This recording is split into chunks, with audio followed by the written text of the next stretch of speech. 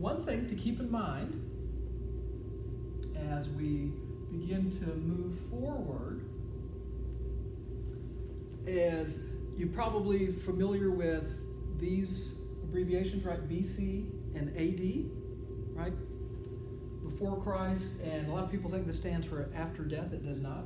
It's Latin for Anno Domini, the year of the Lord, right? This is how people have been demarcating time. But in the global age, these have been replaced by BCE and then CE. And you'll notice how I've arranged this. Anytime you see BCE, which stands for before the Common Era, or CE, which stands for Common Era, it refers to the same demarcations there. Right? So now, one of the main challenges we have is that we're going to travel all the way back more than 2,000 years BCE, and then we're going to roughly travel forward into the Common Era, and ballpark about maybe 475 or so, and then we're going to move into the Middle Ages. So this is a huge, huge length of history, and there's so much literature to cover that it's an incredible challenge. So therefore, what we have to do is we have to come up with some way to link together all of these very diverse types of literature. So what we're going to do is we're going to focus on epics. So what is an epic? In order to have an epic, the first thing we need is to have that main character, the epic hero, which we'll talk about in just a little bit, who is a hero, meaning that this main character is legendary. People talk about this person.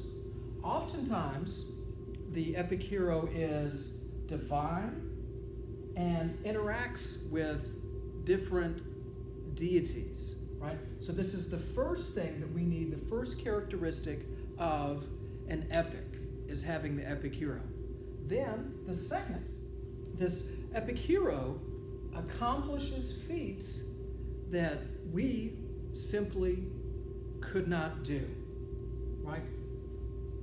So this epic hero, this main character, is not ordinary. There's something really special about him or her.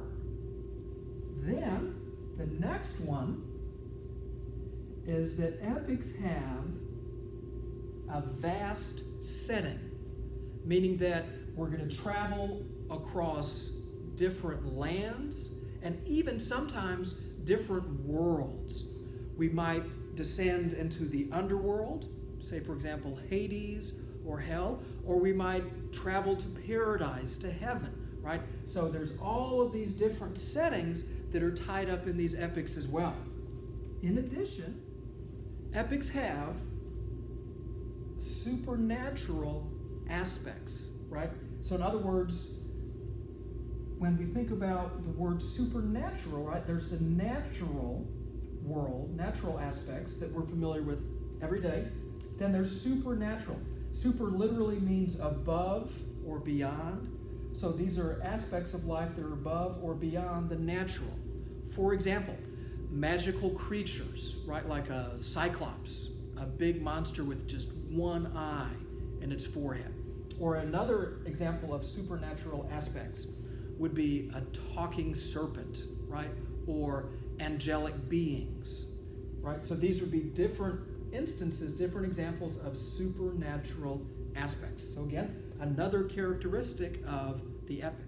Then, we have to remember that these come from the oral tradition. Now, with the oral tradition that we talked about, right, in the previous lecture, exaggerations are expected. And a good way to think about this would be if you ever, say for instance, went to a football game between two rival teams, and whether you played in that football game or you were a spectator, right, you would come back after you traveled and then you're telling with your family and friends, what do you naturally do with the retelling of the events of that football game? You exaggerate it. Why? Well, because it makes things better. It makes for a better story to stretch the truth out a little bit. This is another characteristic of the epic. And then finally, we have an omniscient narrator. And that'd be the third person, not the first person. So in other words, this main character, this epic hero, which we're about to talk about, is not the narrator. We're going to have a narrator that's kind of like the eye in the sky, that's going to float around and follow this one character who's doing all these amazing things and interacting with different sources of divinity and traveling over this vast setting, right? And some crazy stuff is going on, but it's not the character, nor is the narrator a character even in that epic. So this is one of the things that we're going to be using to unite all this diverse literature.